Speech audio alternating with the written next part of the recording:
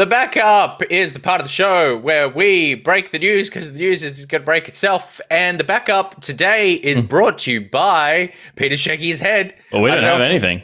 We don't go, but I've got it coming out of my mouth. The backup is brought to you by Evil Spy Boy. Thank you very much, Evil Spy Boy, for sponsoring the backup. A pleasure to have you on board. We look forward to your multi-billion-dollar company being eventually what's the word I'm looking for? Acquired? Acquired is the word I'm looking for. I think that's exactly the word I'm looking for.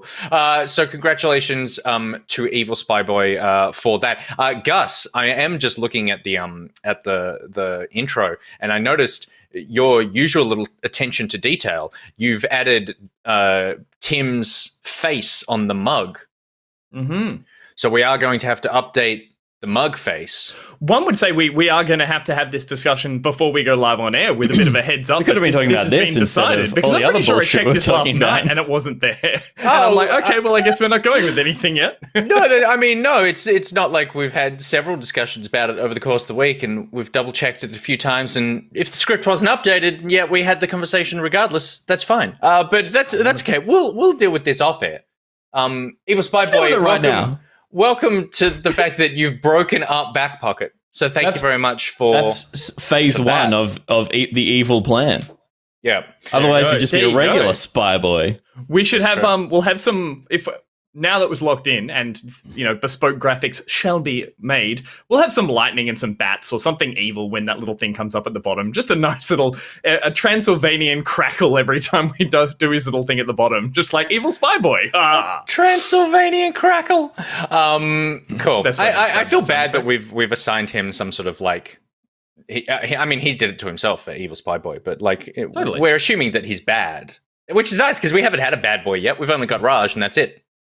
He's not really a bad boy. Second bad boy. And Raj isn't a bad boy. Raj is just cursed. He's he's a good boy. He's a cursed good boy. He's Pinocchio. He's a cursed good boy. He is Pinocchio. Thank you very much. All right, let's move on with the show because there is a ton of news. Most of it is the PlayStation showcase. I wrote down here State of Play, but it wasn't a State of Play. It was actually a PlayStation showcase. State of Play, they run a few of those a year. Those are little, they mean nothing.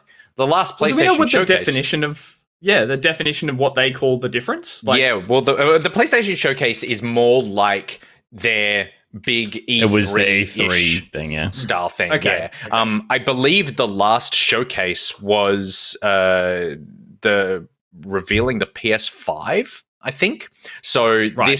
So State of Plays are updates. Are like, here's things that have been announced. Here's a new trailer for something. There's never really a reveal. Okay, yeah, exactly. So this one was a meaty one in expectation, and I think for the most part, it probably delivered. It focused heavily on the PlayStation 5 release calendar, as it should, and it started off pretty strong with a reveal of Star Wars: Knights of the Old Republic remake, coming to PlayStation 5, a 2003 game from EA, who also implied, or originally published by EA, who implied that they have nothing to do with it now. It's now Aspire going by themselves. And I've never played this game before, so this didn't hit any emotional button for me. But I know, Pete, there are excited people out there. Are you one of them? Yes and no.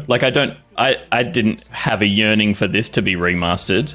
I like the era. Revan is one of the great Star Wars video game villains, which they don't always get right. And Revan was really interesting. Obviously, BioWare telling a story back then, it was a really, really strong story.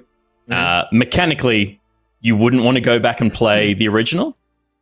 It's just a bit old and rough, very early RPG mechanics. The same DNA we saw go through Mass Effect, and but obviously it was much sharper by that point. Yep. So I think it's good that it's going to be remade for people, and hopefully in a way that feels modern to play. I think being a remake, or saying remake on the on the logo versus remaster, I know we get those terms a bit confused, but it's like, I feel like that's not an excuse, but that's a license to change mechanically what is now completely redundant, as you said, Pete. Things that were RPG slow and stilted because it suited the platforms and the design of the game they were making.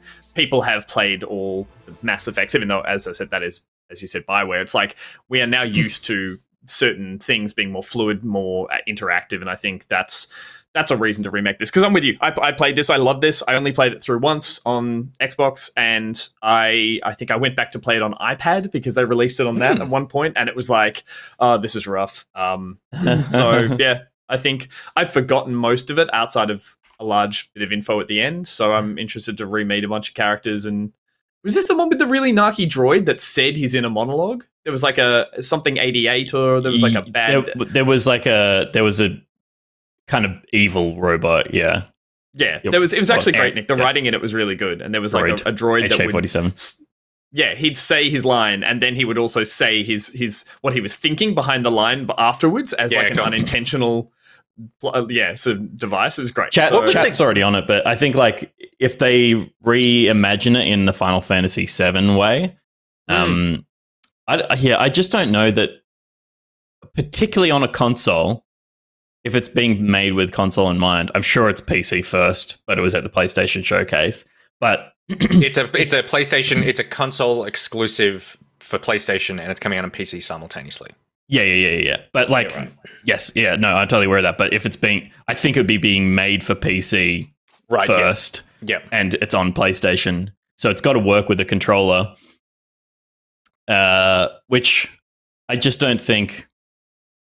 The turn-based, slow, like it was turn-based. It was initiative, roll for initiative, basically. Oh, right. So it was like enemies would have turns in between your character's turns, and you had your people out fighting. So it was like allocate moves to.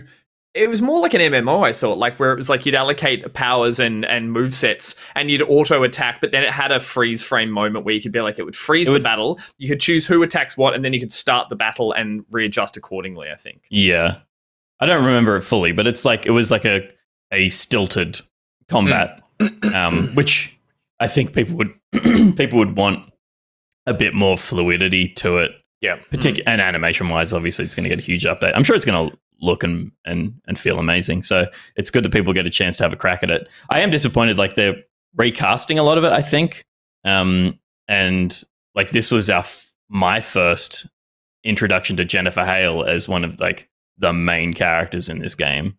And she did an amazing performance as Bastila. So like that was the character that made the game good. There was a Han Solo character and the Ebon Hawk. And then there was they just replay all the characters. Protagonist, so you just look at everyone. Yeah. So it would be amazing if she came back, but I don't think she is. She is still in since Hell Lost. Oh hell yeah. We've got a few years to wait. We didn't really see anything other than very, very subtle tease. But yeah, it's a chance for.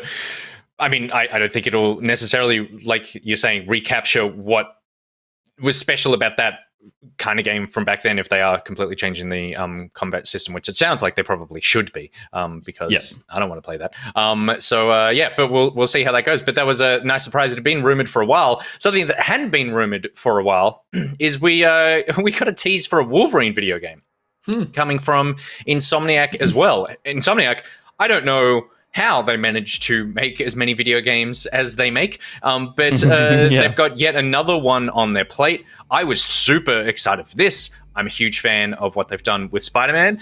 I also, I really liked the Wolverine game that came out 5 or 6 Origins years ago. 2009. It was fucking awesome. I played all of that. It was cool. Yeah, it was, I feel like it was one of those games that was fun, flawed, but it felt like what was the monkey game with Andy Serkis? Yeah, Forbidden West or something. Yeah, it was based loosely on that tale. It was really high end graphics. Odyssey Journey to the West, I think it was. Yeah. Is that what it's called? It was based on Monkey Magic. Yes, and it was one of those games where it's like Enslaved, Odyssey to the West. Enslaved. Terrible name. There's too many words in there that could be at the beginning of this game name. Like I just it's too confusing. Anyway, Wolverine, the original or the Wolverine back then reminded me of that kind of game where I'm like, I like a lot of what's going on here. This isn't perfect, but I think that the bones of what a really fun Wolverine action game is totally there. And Insomniac are just so good at combat systems. They are so good at combat flow, and I think that's totally what you're looking for. Gus, you're excited for this as well. Yeah, totally. I echo everything you just said. That original Wolverine, it was Wolverine Origins. It was based off the pretty X-Men Origins Wolverine, the game, and it was great because it was like it didn't really follow that movie, and it was very, very gratuitous and very violent. It was like all your finishes. It was like someone had just forgotten to give that one a proper go past the ratings board. It was brutal. And then your character as well, as Wolverine would take all this damage that would physically, you'd see it. Chunks of flesh would be blown out. He'd be bleeding. And then as you just walk to the next battle area, it'd all kind of grow back and regain. So it was like, he's a cool hero, like undeniably. There's a reason everyone loves him. And I think, for Insomniac to get the rights to play with this, like they did Spidey, is such a, high-end character that everyone loves. I think there's heaps to do here. Looking pretty grizzled. And then, I mean, as well, the last film appearance was in Logan, and that was an awesome film that kind of grounded that character. So hopefully there's story beats, or just like we're getting that version in a sense. I think that sort of grizzled, angry. I mean, there's no other version of Wolverine, but there's no sort of like happy show tunes. No, but there's pulpy superhero yellow tights version of it. Yeah. So hopefully we get a little bit of that, and this will be great. I'm very excited for that. This Wolverine dresses like you if you went to the gym. Yes. Yep. I looked at my phone. I didn't hear, but I assume it was some kind of quippy little insult. Move on. It wasn't an insult. It was a compliment. I said you look like Wolverine. Moving on, and Insomniac loading up their plate as well because they are just really puny, weak Wolverine. The one thing that's interesting about Wolverine? You don't have that. That's my secret, Nick. I'm always not going to the gym. Insomniac also piling up their plate because Spider-Man 2 got announced as well. 2018 was the release of the first Spider-Man game, and then we got the Miles Morales one. We've now got this one, and Miles Morales is in this as well, it looks like, alongside Venom. So it's 3 Spider-Man style characters in one game. But when they announced this, I was just like, right, so Insomniac have done Spider-Man, Miles Morales, Ratchet and Clank, Wolverine, and this in the space of 4 years. Obviously, this hasn't come out yet, but it's pretty heavily into production. So yeah, they are packed. But I am super pumped for another one of these, and I'm really excited with the potential. They didn't confirm anything, but the potential. This could be like fully co-op the whole way through if we are having Pete, like Miles Morales and Peter Parker in the same game. Yeah, I had not considered that. That would be cool. I think that would be enough to get me to play, because I'm not particularly interested in playing more Spider-Man. Done it. Even Miles Morales was like, I just played it because there was not much else to play on the PS5 that took advantage of the PS5. So it was like, by the time I was done with that, it's like, yeah, cool, I'm done. But if it is a full co-op game, that could be a really interesting way to play through it. I think interesting. The same reason I'm now. Sorry, go ahead, dude. Oh yeah, because I was going to say, like, it's in New York still. Spider-Man doesn't generally take like globe-trotting adventures outside of like Spider-Verse-y stuff. Yeah, and this looks like it's back. It's in New York again. They've built this game to be stunning for at least another couple of years. Like, you even saw that sort of glow up in Miles. So it's like it's going to be set there. They've got the other character. They've done all the groundwork to make a sequel. But I'm with you, Pete. I'm like, I love Spidey, but I'm a little fatigued, and just playing more of it I think would be fun for a short while. Adding new villains. Sure, there's just more people from the roster of the rogues gallery that you can just keep picking from, but that does hit a point. So I think having to do something like maybe add co-op or something that's more than just, you play one mission as each and you bounce around, that would be disappointing. So I'd want to see them do something a little, just a little bit more. Yeah, right. Change up the way you play this. I mean, it's the same reason that I'm not super jazzed about the Wolverine thing, because it's like, I feel like it's going to play the same. It's like just spammy and then double press combo kind of stuff. It's going to be the same game with a different skin is my worry. It's like, look, I hope it doesn't play out that way, and I hope they feel different enough and I think Insomniac are excellent and they'll tell great stories. It's just like, for me, it's like, if I play one of these, I don't need to play another one for 5 years. And to get 4 of them in 5 years, it's like I've already done this and Miles Morales. It was the first one on Miles Morales. I'm not chomping at the bit for more, but I'll probably play it if there's nothing else to play. That's so interesting. Yeah, I mean, yeah, there's just a base level of quality that I feel like Insomniac have hit that sort of Naughty Dog level where you just go, oh, you know it's going to be good. It's just about whether or not, or like even great. It's just about whether or not it's something that you want. Even amazing. The even the astonishing. Game, yeah, totally. The end of the first game ended with Harry Osborn in a tank. And there was a tease there that he's going to turn into Venom. So do you mean like a military tank? Sorry, or a no, vat? I mean floating in a tank. Yes, Yeah, he wasn't. cool. He doesn't just rolling down. Well, I'm with you. He's I whacking a thought the exact Sherman. same thing. I was like, oh, he's in a tank now. All right. They're really cutting the cost there. That really is different. I just before we move on, I do wish that trailer did something more than like, yeah, there's an iconic villain, but I wish they'd done something like a reactor goes off and turns half the city into a something else, or like just that big oh my gosh moment. Like watching that does look like the next DLC kind of thing. That's my only. Yeah, but I mean, it's 2023. Like, it's 2 years away. This is just that first. Like, they're not even hinting at story. They're just saying like these are some of the characters. I think that. Well, then tease your next trailer's going to do more. Put a teaser. Will in your teaser. Will is watching and cringing at us not fanning out hard enough. But he sent in live chat that there's a quote from Ryan Schneider, the game head of franchise, who said, we're so thrilled to continue the journey of both Peter Parker and Miles Morales in their most epic single-player adventure yet. So it isn't planned to be co-op. Do you read that? Do you read that as... I don't read that as it's not co-op. I do.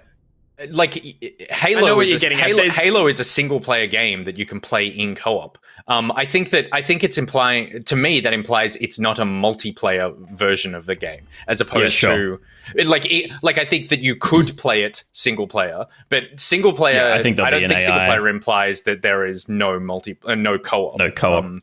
Yeah, but we'll see. But I am really excited for this because I think that the original Spider-Man game and Miles Morales and everything.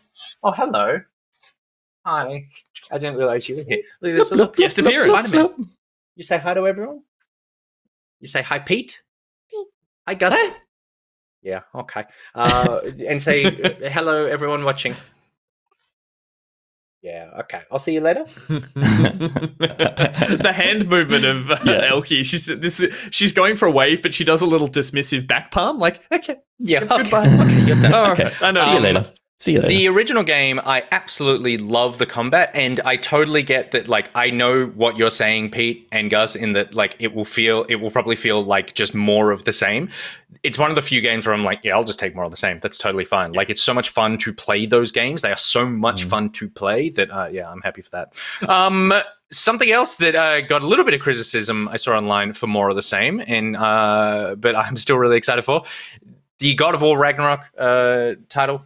The name got confirmed. We saw a lot more than we did initially, which was just the teasiest of teasers.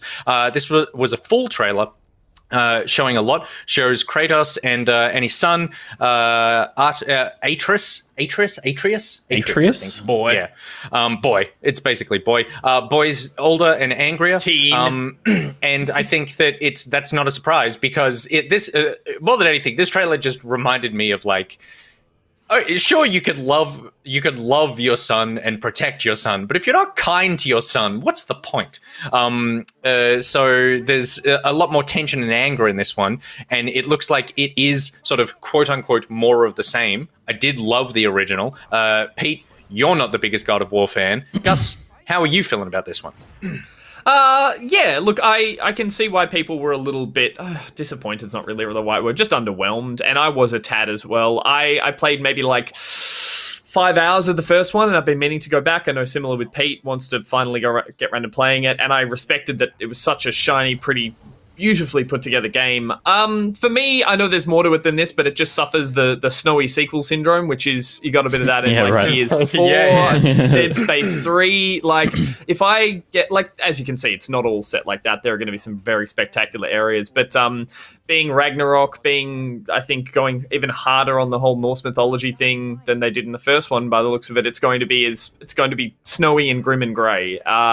So that's a little part of me was just a bit like, oh, okay, I would prefer it to just blow my mind in terms of where it goes. And it wasn't doing that.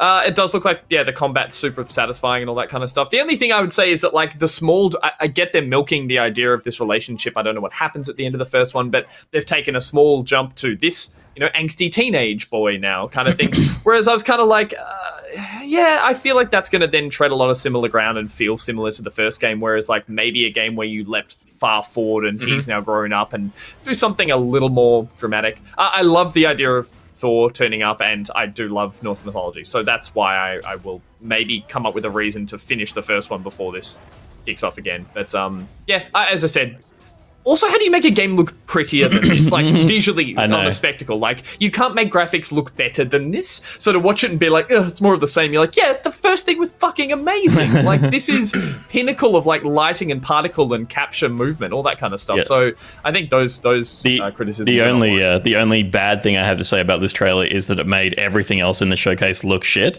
because it's like, other than the Insomniac stuff, but it's like they make so many over-the-shoulder, third-person action games in big worlds, and it makes things like Forspoken look just really average next to it. Like they've used the Unreal inbuilt assets pack.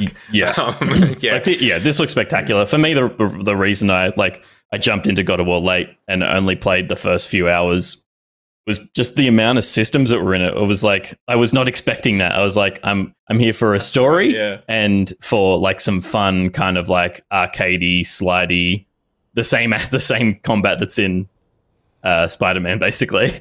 Yep. Sony's running into a bit of a Ubisoft thing for me, in that there's like a bit of a homogenization of their first party games. They all kind of had the same ideas and systems in them, and they all look so freaking good, but...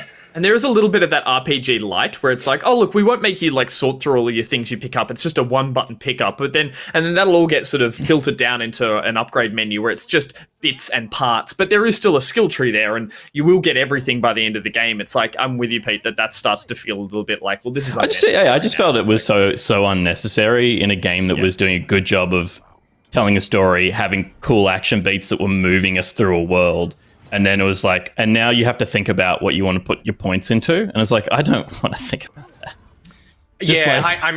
I know what you mean. It was so light though. Like, I always just found it as like, it was so not, it was not like a real RPG. It was just like, do you want to upgrade this weapon so that it does more cool shit? It wasn't like, oh god, I've completely nerfed my character in some way. And most of the time it was like, just dressed to look cool as opposed to dressed to... I just found it like menus and systems in the way of the things that were really, really good in the game. Particularly in a world where it's like it's selling itself on its one shot. Like it's a one-er, and then you're constantly going into sub-menus to go things. I take that point.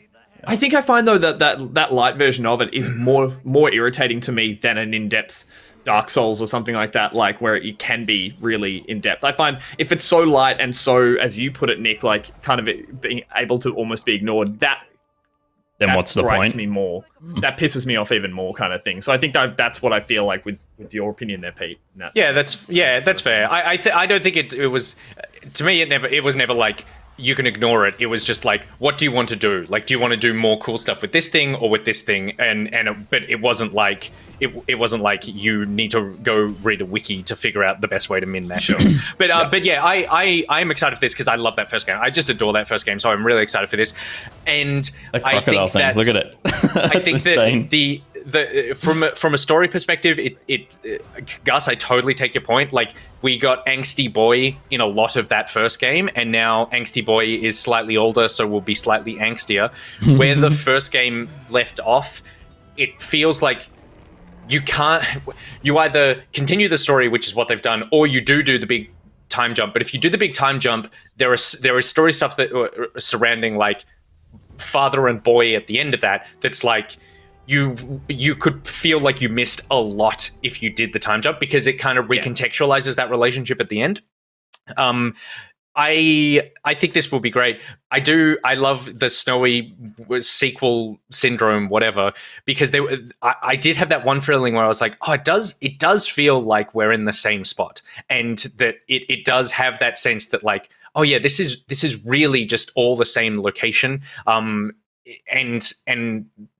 it's hard. I guess it's hard to make that stuff look different, but I think because it was such a grounded fantasy take, it was such a like, it felt like a lived-in world and whatever. It's not like he can just go to a different planet and be having a wacky adventure somewhere else. It's like, no, you need to continue this, like, this is a genuine world that he lives in, and so therefore you can't go too far away from what that looks like. So it did feel like, disappointed that the comparison you're making is like, he can't just make a sequel, call it Ragnarok, and go to a fun, bright, colored planet and it be the best one in the series. What am I thinking of? Yeah. And Lord Phoenix, yes, he kind of can. Of course he can. I totally understand the tree that you're talking about. But from what I mean is, like, from a design perspective, it still felt very cohesive. And that it's hard to break away from that cohesiveness when you're telling a continuation of a story, I suppose. Yeah, this remake of God of War, this kind of like fresh start for the series, feels like it needs that trilogy to be cohesive, as opposed to it being like suddenly it's Gods of Olympus again and we're in Greece and it's like, it's not, you can't leap these characters. You can leap the God of War, you can leap Kratos anywhere between different versions of the game, because it's a stupid, ludicrous character that's larger than, it's like, it's playing in gods and myths, right? Like that's fun, and that's why it kind of worked earlier, and now it's like this version of it is trying to be more grounded and serious, and this version can't leap. So I think it needs its trilogy to kind of come to fruition and its story to have a full arc to go. And I'd be surprised if they didn't have that, at least some form of roadmap laid out for it, because that was kind of the demise of the previous God of Wars. Were just like, they just had to keep making bigger and bigger ones that weren't really as connected as they look until you do play them on the original systems. Whereas this is more thought out. I do love the bold sequel that jumps really far ahead and goes like, right now, but I feel maybe they're saving that for the third game. And similar, like with Spider-Man, that was my thing. It's like, now change up everything and go like almost your Last of Us Part 2s, like go really hard. I think I don't want to spoil it, but like, I think that if this game is continuing the story from the first one, the twist or like the reveal at the end of the first one is a big like, oh, this game doesn't do that jump. But I think if there's a third one, it could actually do that jump and actually become like a genuine sort of like God tragic tale thing, and that would do that big leap. Because I think that I would not want it to continue with like a year later. I would want it to go, it's now 20 years later, and what has happened now? Old man Logan, God of these War. Characters. Yeah. So they may have said they did say it was a 2-part series. You're right. So it's a shame because there is potential. Anyway, we'll see what it is. We're speculating a lot on a game that we've only just seen the first trailer of. But yeah. Coming up sooner than that, we saw Tiny. We did see. You put this aside, and I think that people need to see the Thor design. Oh, of course, yes. I love the Thor design. I don't know about you guys, but I'm a huge fan of this. Yeah, it's hard when Thor, because of Marvel. Thor. Well, yeah, I mean, yeah, but as a joke, like, yes, that's what I mean. Thor, it's like they've undercut the. Well, I don't think it's been undercut. What I was trying to say is that Thor has like. He's so well known in popular culture right now because of the Marvel Cinematic Universe. So the only way to play it was to cut hard against what Marvel have done. Sure, they did a bit, but this character looks like really real and human as a character. I love the shock of red hair as well. Like, he looks sick. He looks proper Norse. The hammer design is cool, and it's the only thing the hammer is the only thing that's kind of a little bit inhuman. Everything else about him is just like this massive bear of a dude. and also, like, to me, I think is even more is more terrifying than buff Thor, because I feel like this guy is stronger. Like, there is a sense, like, it's this sense of just like, you could just pick me up and crush my head with your hand. This guy is like I would not want to fuck with him in Chris a bar Hemsworth at could all. not bench press this Thor. Exactly, this guy would just lean on you, and you would just crumble underneath his bulk. So yeah, Cool. I love it. I love that design. We that one's a ways off, but we are getting Tiny Tina's Wonderland coming in March 25th in 2022. This is the sort of like the Borderlands spin-off that's more like a D&D campaign. It's still super Borderlandsy.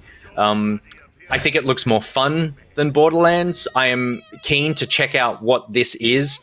I know I will get annoyed with Tiny Tina in the first 10 minutes of the game, but I still have a weak spot for this art style. I think that it looks cool to me. So even though I just didn't even play Borderlands 3, I'm excited to try this one at least. What about you? It looks better when you've got this palette and this ability to have more colors and more creative environments. Then it's a cool art style, which then they had to limit themselves to very often brown and gray and sort of pretty mundane planets. And then I feel like, this is a cool excuse to then go, nah, let's put a giant Coke can in the middle of it and stuff like that. So I'm actually really pumped for this. I think I'll definitely play this. Yeah, me too. It definitely looks like it's got more to do. It is a little more refined as a story as well. And I fell off Borderlands pretty hard after I played 3 of them or something, but it's just like it always felt like the same experience.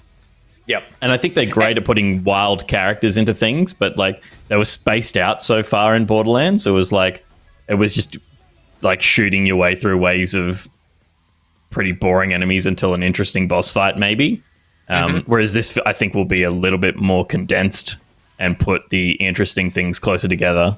That's a good point. And also, like, I like treatments of D&D where it's not taken super seriously. The earnestness of like a lot of D&D stuff, it sort of like just doesn't interest me. But this sort of like we're a bunch of drunk friends playing a campaign is more appealing. There's fun to be had with the idea as well, having someone like, if this is happening in the the mind of the players, and therefore there's some funny narrative ideas where things get changed because of the narrator and that kind of stuff as well. Could be fun if they want to go down that path. So yeah, totally. We saw Project Eve got revealed. This one seems like I was watching it the whole time going, am I watching? Is this Bayonetta? Like this character is giving such strong Bayonetta vibes to me. And then I was like, oh, okay, she's not shooting anyone. I don't really know what this is. She falls from space. She sort of gets in some hand-to-hand combat in sort of like a relatively, to me, boring post-apocalyptic setting. I don't have too much about this other than why does your character look so much like Bayonetta? I think like Bayonetta has more style than this. So I think it's more visually striking. This I think has some really interesting. She just doesn't look like she belongs in this world, which, I mean, to be fair, she fell out of space, so she doesn't belong in that world. Yep. Fair. But I was looking at this and going like, there's absolutely nothing for me here. I don't think it looks particularly good. And it's not my kind of game. But the creature design is where I was like, huh, that's cool. Like, at least I think for the people who are going to get into this kind of game, I think at least that stuff is going to be exciting. Like, they're proper dusk bunnies, aren't they?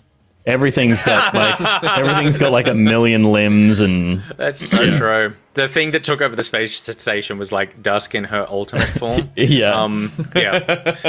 Gus, I can't imagine you being less interested in the game. Kind of not. The thing that throws me off it is the idea. This looks like when the concept art team got to usurp the gameplay team. And so it's like there's heaps of cool vistas of awesome palaces and space stations and all this kind of stuff. But it like carries no weight because it doesn't really feel like something you journey into and around. Like, it makes for spectacle. But gameplay wise, if that's not if all we're seeing here is this kind of like, I mean, this might be fun. I've seen it before and it doesn't do it for me in the sense of just like roll dash. Basic none of us are really the Devil May Cry style. That's combo kind of it, bouncing. Isn't it? Pressing the button so then they pull off the move that you just watch them do really in a spectacle way doesn't interest me as much as having some level of control over it. So at least Bayonetta's hair had its own character. So that's what we need. Uncharted: The Thief's End and Lost Legacy are coming to PlayStation 5 and PC. Two of the best games from the PlayStation 4 era, coming to PlayStation 5, but also coming to PC. I think a pretty huge deal with the PC ports. They're being packaged together as the Legacy of Thieves collection coming out in early 2022. And when I saw this trailer, this was one of the, like, I don't know what it is about Uncharted, but it really is like every time I see it, I'm just like, fuck, I need to play that game again. Like, this is one of those, like, coming to PS5 where I'm like, yep, I'll totally play you again. In a heartbeat. When Uncharted: The Thief's End came out, I finished it in 2 days, and then the next week I streamed it. It's one of the few games that I've played twice. So I will play it a third time, loving this. Yeah, I never played Lost Legacy, and I was actually thinking about it about 2 weeks ago. I was like, I would like to play that, and I was like, I'll wait for a PS5 version. That'll have to happen soon. And then this happened, so I willed this into existence. You're very welcome. And I've only ever played the third Thief's End. I've only played that once, and I really enjoyed it. But I've let it fall into the back of my mind. So I think I'll probably play Lost Legacy, and then be like, okay, the amuse-bouche, as you would put it, Nick, to the main course again. I'll dive back in and play that. But yeah, gosh, it looks good. Even it looked so good then, and it somehow looks prettier. PC baby. I hope it's an ultra-wide. PC baby. I was thinking that. I was like, would they do it? Did they do Death Stranding was an ultra-wide, right?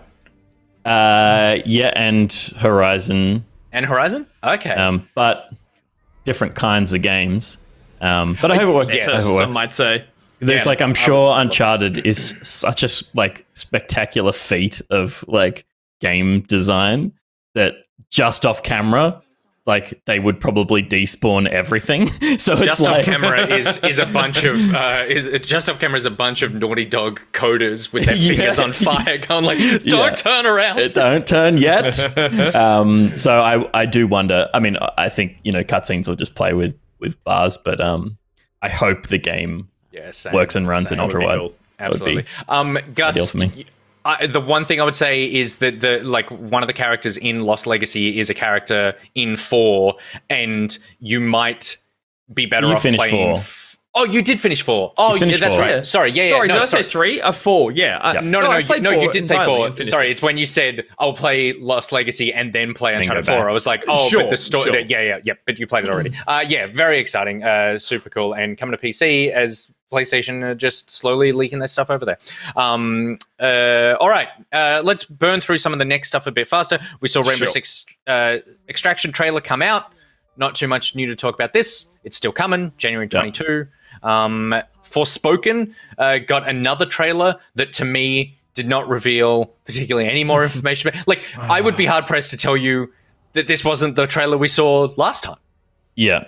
And it was the same attitude from this character that made me not like her at all. Same weird swearing, and I swear all the time. It's a weird disconnect of a voice actor who wasn't shown anything of what they were voicing. It's good voice acting, that's fine, and it's a cool looking game in its sense, but they just do not mash up in this trailer, and they didn't in the previous one. I don't know what's this creative decision there. I'm hoping that when you're in as this character, it feels better, but in, I think, out of context snippets, I'm just like, why are you such a punk? And right, why are you not as a character design? Why don't you have one weird hair accessory and maybe some crazy stuff, something that makes me go, okay, you're a bit of you're visually doing something different, so that matches the fact that you have all this attitude. It does seem a bit like it's generic character design that I don't really see. She gets a cool cape.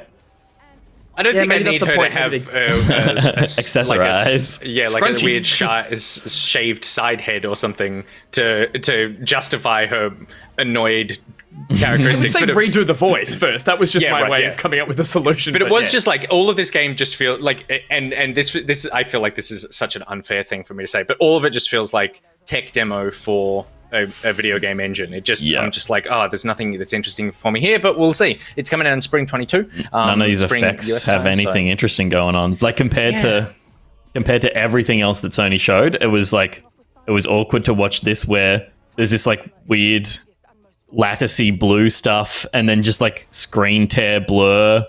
That's the effects. It's okay. Yeah. We'll see. Doesn't gel. Alan Wake got confirmed last week as being coming as a remaster, but we didn't see anything when Remedy came out and confirmed it. We saw some footage here with the trailer, and it's coming. It's coming very soon as well, if the rumors are to be believed, which is October. I don't believe during the showcase they actually confirmed a release date, but it's coming to PlayStation 4, PlayStation 5, Xbox, and PC. And there were some side-by-side screenshots, Pete. I don't know if you have them. I got a couple of them, but some of them just didn't work for some reason. But it looks like the kind of glow-up that... It's the glow-up that makes it look like the way you remember it looking. Like, which is great. It might not look as good if you went back and played it on the original console, but whatever remake or remaster they've done here is like, this is how you thought it looked back then. Yeah. And that's a good thing, I think. That makes it feel current. Totally. Yeah. It was that because 2010, we're living in the PlayStation 3 era, and there's something about PlayStation 3 games where it felt very like muddy, or like everything was kind of blurry, and I don't know if that's just because like it was that 720p back then? I can't even remember. But like looking at that the original screenshots of it, it was just like, oh yeah, there was that thing where in PlayStation 3 everyone kind of like their faces kind of blended into the background a bit, and this just has like more definition all over. So this is the best example we have of this is original, and this is the sequel glow up, and it's really just like about better depth of field and stronger lighting. Yeah, totally. Yeah, and with lighting being such an important part of this game, it's going to be the thing that feels the most different for sure. Absolutely. We saw a new trailer for Ghostwire Tokyo as well. That game a couple of weeks ago got confirmed to be delayed to 2022. There wasn't too much more info within this. Is this the first gameplay we saw? I didn't know this was a first-person game. I might have missed the boat on some information that dropped earlier. I feel like it is the first gameplay we've seen. I feel like every other trailer I've seen for a long time and seen like cats in alleys and stuff. And now we might have seen, in a previous trailer, we might have seen some character design rushing a camera that could have felt first person, but this was the first one where I think we see later on, like, your character's interaction with the world. No, we definitely saw, like back in June, definitely saw gameplay stuff. It was, because I remember, I think we spoke about it, it was like, you're constantly running with your hand out was the big thing that we were like, oh, it's kind of weird. Like you just, everything is hand based. It's all like doing this and then doing something. So the hand, it's like he was running around just pretending to hold a gun. I don't know how I feel about this. I'm definitely going to play it. The hand stuff was a little distracting for me. I felt like the hands became a huge part of this game is doing that. And, and I don't know how much I want to constantly see that at the bottom of my screen. Like, imagine if the whole news, I just did this the whole time at the bottom of my camera. But we'll see. I'm pumped for this just quickly on the side because I like the idea of this setting and this mix of genres. I watched a horrible film on Netflix called Gantz Zero, which is a 3D animated film about people finding themselves in Tokyo where all these giant monsters are just hunting them. And it's terrible movie, but visually watching people run around in abandoned Tokyo while they fight monsters, I was like, it kept me watching the whole thing, and that's what I'm getting huge vibes from this. So people might love that anime. I'm sure it was based on something that was better, but this looks like huge cues from that, and if that's a genre, then I'm into it. All the enemy design looks really cool. Enemy design's awesome. It looks like it's a weeb's wet dream, right? It's like I get to be cool and sad and have like half my face missing and do cool magic. It's like Avexy's going to love it. All in the Shibuya region or something. All in Shibuya Crossing. I mean, we joke. It really did seem like that was where most of the trailers are set. I'm constantly just seeing pedestrian crossings on the street as he's doing that. Guardians of the Galaxy got another trailer.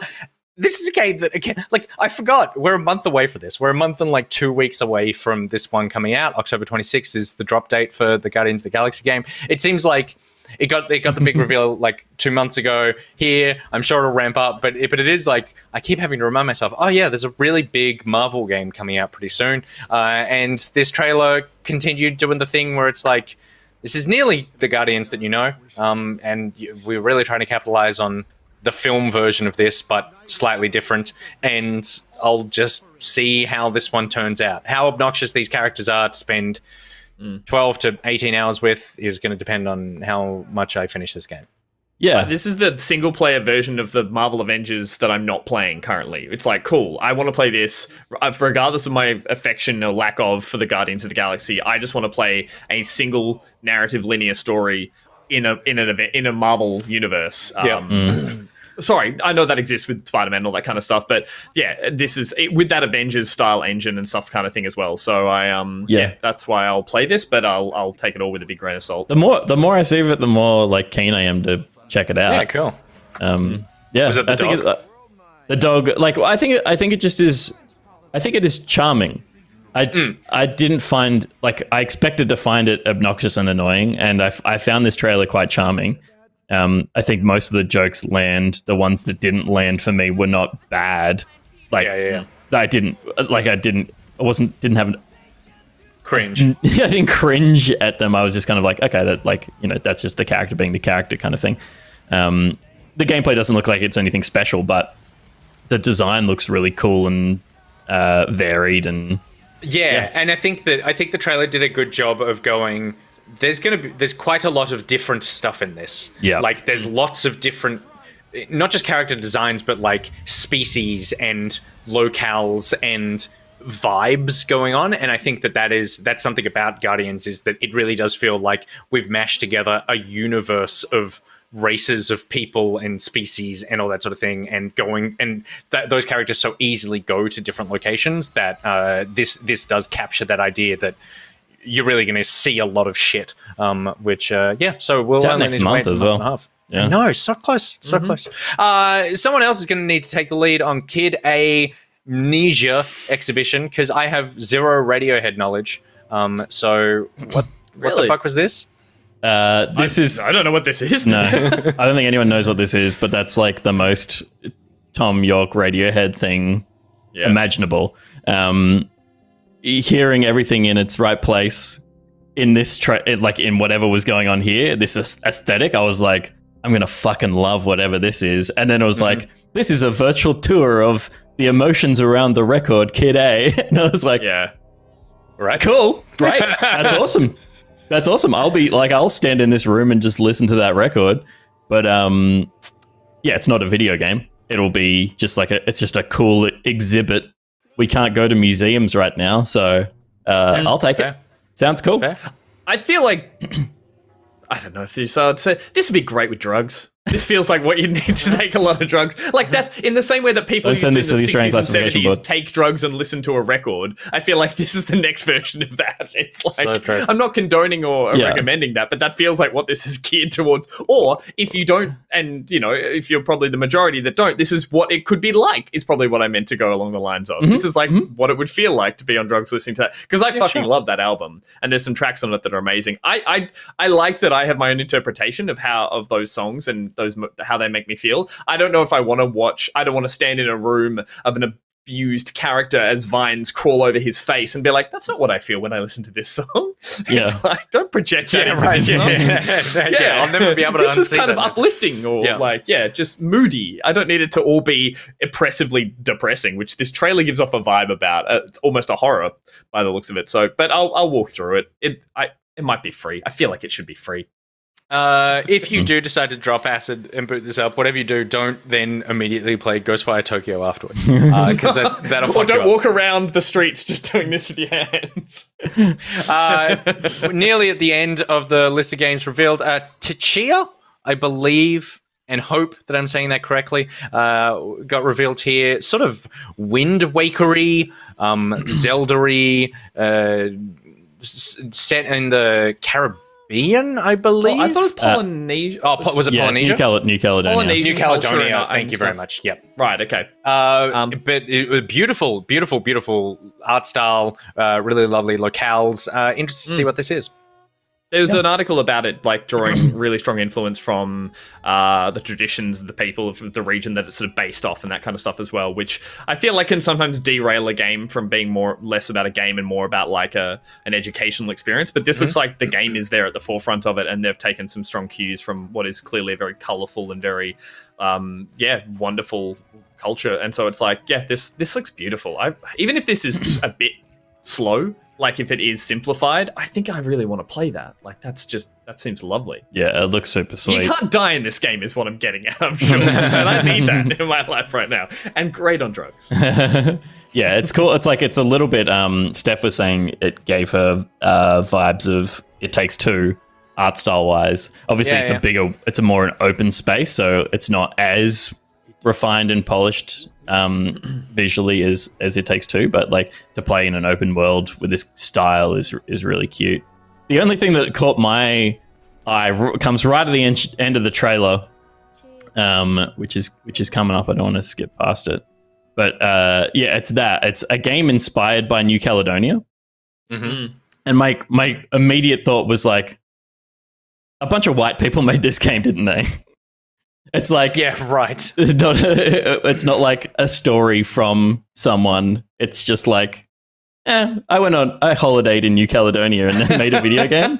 My Holiday, the game. That was my only, like, as I said, that article I don't know that is the case, but it's like, I was like, I wonder, that was just my immediate thought was like, inspired seems like a weird word. It's not like from New Caledonia, it's inspired by, but. Yeah, no, fair call. As I said, that article, I think says there's like, you know, as there should be lots of representatives and people that they refer to culturally to work out what works. But you're right, that if that all still gets pushed through a very... Sorry, I'll just catch up. It doesn't. The studio... Awakeb, the two founders are from New Caledonia. Yeah, awesome. The studio, however, is based in France, but they work remotely. It looks like a bit of a Moon Studio situation where they have people remotely all over the world because of the cost of living and the remoteness of New Caledonia makes it a hard place to work on this kind of thing. But and they even have a thing on here, is the whole team from New Caledonia? No, there's basically no dev scene there, but the two founders of the company are, so the vision is being funneled through them. So yeah, awesome. Great. Good. It was also like, with the exception of Guardians of the Galaxy, this was the brightest game in the whole thing. Like, it played hard against everything else, which was pretty dark and dour. Bright, I guess, as well. Shiny, definitely. Gran Turismo got a release date. It's coming to PS4 and PS5 on March 4th, 2022. The first quarter of next year. Pretty packed already. I don't have anything extra to say about Gran Turismo. It's a series that I don't really have any interest in, but I'm happy that all those people who do love this absolutely hardcore tinkering get this kind of thing where you can basically just build your fantasy car, it looks like. Yeah, it looks really cool. I was frustrated by the opening third of this trailer. I'm like, just show me like the cars in action. It was like so slow. I hate car games starting with the interior or the interiors of an engine, the bit I will never see in the game. It's like, to be fair, you do see it in this game because you can like pull apart your engine and stuff. But this looks fantastic. Car games all look amazing these days, but it looks like there's a lot of fun racing in this. So really cool. I'm sure it's going to look sick on a PlayStation, the powerhouse. So yeah. And finally gets its release date. Gran Turismo, just one of those things where it's like, I feel like you always expect Gran Turismo to launch with a console, and then they're always like, "We got bad news for you. It's just not shiny enough. We got to keep making this shinier." I'm sure that the game has been done for a year, and it's literally just like, how many more coats of wax can we put on every car? If you just keep applying a shiny texture JPEG to the 3D model, you just keep reapplying that same JPEG, it will get shinier. So texture on, texture off. Texture on, up, texture off. Finally, it wasn't the last thing in the show, but it warrants the least to talk about. Grand Theft Auto coming to PlayStation 5. We know that because they led their last reveal of PlayStation 5 titles with Grand Theft Auto 5. This is notable to me only because I just saw lots of people pissed off about this. Whatever it was, something about this trailer just triggered people where they were like, all right, I'm sick of you trying to sell me this game as though it's something new, even though there are tons of people I know kids who have a PlayStation 5 who have never played Grand Theft Auto. So like they were too young for it when it came out. So of course this is a new game to them. But in terms of like to dislike, which seems to be the #1 metric of how we think that people feel about things, on the YouTube video, it's got 23,000 likes and 83,000 dislikes. We just hit that point where they were like, stop pretending like this is new. Yeah, Yeah. That's all I have to say. I saw multiple articles about this, so maybe it was just a slow weekend as well. I think it was a slow weekend. I don't think there's anything wrong with that trailer. And the game is coming out on a new platform, so they're telling people that the game is coming out on a new platform. But, it's funny. And it's like, it's easy to be frustrated with Grand Theft Auto as a series at the moment, where it's like, clearly online is such a huge success for Rockstar that they don't actually need to put work into 6. They're still riding the online train that is just such a money, like, not a money grab, because it is a content machine. Like, they put out so much content online. It just is sad for people who are like to dip into GTAs when they come out, that there's no reason for them to be working on the mainline series right now. I know they are. Speaking of money, I'd be curious about what the price point is that they drop it, because I know it's not a direct influencer, but it's been on Game Pass, GTA 5, for like, it might have just left, but it's been on Game Pass for like at least a year and a half or something. And so to be an old game that has been almost free on one console, if this comes out and is anything over $30 or something, I don't know what would be drawing people into it. If they try and go, it's the PS5 version for $99 or $119, then it's like, piss right off. I cannot imagine it will be less than full price. I think the stream just had issues, but may have just recovered. Oh, stream broke for me. Stream broke. I see us live again. So refresh. We back. Yeah, we're fine. Something happened. Yeah. That was Rockstar. Got into the system. They were like, stop talking shit about it. Yeah. You just be happy with your seamless character swapping, which to me was something in the first game, but maybe it just happens faster in this one. Anyway, we've spoken more about Grand Theft Auto than we did about half of these games. So there it is. That was your PlayStation showcase. Lots to be excited about there. But not overall, and very briefly, I just feel like overall, I'm still like, I wonder what next year is really going to look like for PlayStation, because there are a few games, but like Spider-Man is 2023, Wolverine is years away, Knights of the Old Republic years away, God of War Ragnarok did not have a confirmation. And then it was like, Uncharted's coming next year. But they were like the big heavy hitters, and they're still not coming next year. So, yeah, it's going to be interesting to see what the next 12 months of PlayStation are. That was the exciting news. Let's move on to some of the more depressing stuff. With our next story, Crusader Kings developer Paradox last week got an expose in a Swedish publication, Break It, reported that on a union-led employee survey conducted in August that found almost half of Paradox's 133 employees experienced some kind of, quote, mistreatment. According to Break It, the survey shows that the problems were mainly about bullying and gender discrimination, and it was worse for women. And 69% of the women who responded said they experienced mistreatment compared to the corresponding figure of men at 33%, which is still a staggering amount of people who are like, I consider my workplace as a place that has mistreated me. A third of your men think that, but then 2/3 of your women believe that. It was a pretty damning report in there. They've come out with a statement, all the normal stuff of like, we've seen the survey, this is not our company, we're going to work hard to whatever, blah, blah, blah, blah, blah. But this seems like some of the higher levels of employee dissatisfaction, I suppose. It's funny as well that the interesting part about this for me was seeing that it was a union-based survey that was sort of taken. So it must have been something that was done in some form semi-discreetly, so it didn't trickle its way up to management. So it's like basically getting the real answers from a lot of the employees, which is, damning and I would say more truthful than the idea of then the response from their higher ups to then say, well, we can't really do anything legally because this was something informally done as a survey for those results. So we're going to work hard to run our own survey and work out what the answers are. And the worry there is just like that gut feeling of some sort of sterilization of how they do look at those numbers and not just always to say higher ups are bad and they're always trying to make their company look better, but it's interesting, at least as an observation from this version of one of these stories, to see how it came about, that it was something that they had to put those numbers together, get that information, and then put it out into the public versus, this wasn't ousted as a news story or something like that. It was, yeah, I just found that element of it interesting, and I'd be curious to see how many other companies follow in suit, and how effective that is at then making them have to sort of air all their dirty laundry. Yeah.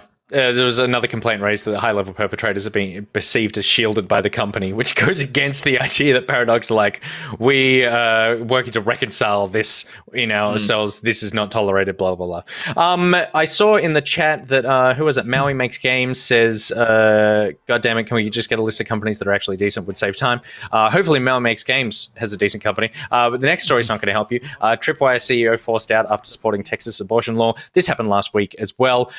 John Gibson, who was the CEO of Tripwire Interactive, who the studio behind Maneater and Killing Floor, has stepped down following a pretty huge backlash over his support of the Texas decision when it came to a reworking of their abortion laws to make them almost like bounty hunter levels of bullshit. He came out in support of it with a tweet saying, proud of the US Supreme Court affirming the Texas law banning abortions for babies with a heartbeat. As an entertainer, I don't get political often, yet with so many vocal peers on the other side of this issue, I felt it was important to go on record as a pro-life gamer. And Pete, I think that the number one lesson for this is like, fucking CEOs I don't think you should be allowed to have Twitter accounts. I don't think CEOs should not be wading into personal things like this, because I don't know what he expected was going to happen. Yeah, I mean, yes, definitely. Like, if he didn't have a Twitter account, he would still be there. Still feel this way. And so now he's out, and that's good. But you're right. In like to protect the company, take Twitter away from your CEOs and higher management. But like, I don't know. Fuck off. Like, I definitely, I feel, to me, I feel a little more conflicted on this one. I think the law is abhorrent, and I just think it's like, I think it's he's just allowed to have an opinion. Horrific law. It's such a fine line where it's like he's allowed to have an opinion, but then at the same time, it's like, okay, so then do women at the company feel like they're working in a place where he doesn't have, yeah, exactly, where he hates them totally. I just think it's one of those things where it's like you are totally allowed to have that opinion. If you kept that opinion to yourself, then you would just not, like, people would still be willing to work with you. In particular, I mean, he even called it out. Like, I felt it was important to go on life as a pro-life game developer, acknowledging the fact that, like, the games industry is pretty liberal. And so I don't really know what he expected to happen here. I guess I don't necessarily think that, like, he should be like burnt at the stake, but at the same time, it's like you want the people working there to feel as though they work at a company. That's the thing. There's a sliding scale of an opinion on something that's a public matter, of how much it can and could affect the people who work under you directly and all that kind of stuff. Because I agree entirely. Like, it's an abhorrent law. It's, he's entitled to his opinion. But as you said, Nick, there is a possible flow-on effect from how he feels to the people who work under him and who work with him. Versus, let's say, there's a controversial opinion about a global conflict happening away from them and their company and has no attachment to their clients and their customers and anything. Like, maybe that opinion could be as radical and bad, would still be like, well, it doesn't really affect anyone, so he's entitled to that bad opinion. Whereas I think here, as I said, that it's the relevance to the people who work underneath him or who work with him that I think is a reason that I don't know why. That is a reason for him to be ousted or to be made to leave. And and like other companies that they work with came out and were like, oh, we're going to start canceling contracts with you because we don't want to work with a company that has this as, because it is such an abhorrent law that it's like it's more than just like, I don't believe, I'm not, it's like, it's not like he said, I'm pro-life. He was like, I'm pro-life and I'm pro this law that also like encourages people to dob in people trying to get abortions, which is just like fucking, So, but I do, there's just a part of me where I'm like, this, I think that it was more the reaction that I saw where it was like, we're not going to get anywhere by just like not dealing with like, approaching things with like consideration and love and listening. And if it's just immediately, this guy's a piece of shit and he deserves to die, it's like, okay, well, like, I don't know what we expect for people. Like, that's not going to change his mind. Maybe education and discussion might help change his mind, as opposed to calling him a piece of shit. But who knows? We don't need to worry about him anymore. He's not the CEO, but he's still part of the company. He's one of the co-founders, so I think that getting him out of the company in that way is probably a lot more complicated. The final piece of boring news, and then we will wrap up just very quickly, a ruling in the Epic versus Apple lawsuit. Judge ruling, the first ruling to come down, judge ruled that Apple must allow developers to direct app users to outside payment options. So you don't have to, the sort of like short version of this is that the ruling says that if you have an app on there, you are allowed to get people to like buy your in-game currency or whatever outside of the Apple ecosystem and bring it into the game on an Apple platform. That way, you're allowed to push people to go, oh, you can get a better deal on something out of here. But then that was the big win for Epic. There was also things that went in Apple's favor. The judge ruled against Epic on the count of Apple running basically violating antitrust laws. And also, they don't need to put Fortnite back on the App Store as well. So it's like, it's now like, does Tim Cook want to be punitive to Tim Sweeney and go, all right, you may have won this part, which we're definitely going to appeal anyway, but like we're still not letting your game on the App Store in the first place? I think we need to put the two Tims in a boxing arena and just let them punch each other. I would definitely say. I don't think anything needs to change with the App Store or anything. I just like to see them punch each other.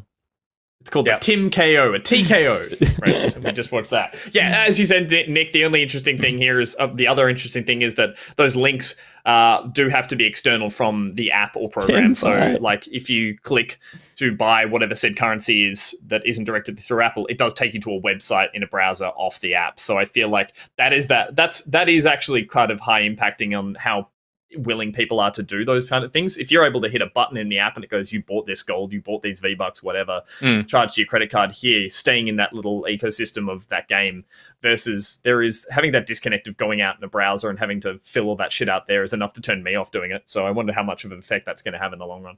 But, yeah, I hear you, but also it's like it can send you to a pretty secure PayPal.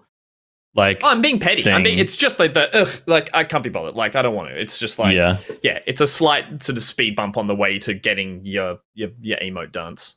And in the end, that's the most important thing. Yeah.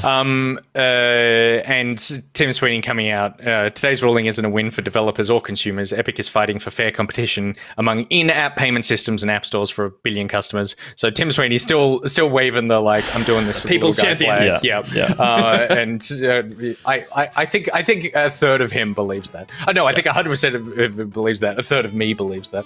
As long as he's still got WADs on his desk for the Artful Escape, it's all good. He just needs those Artful Escape WADs. And that is literally all the video game news that happened this week. There's nothing more you need to know.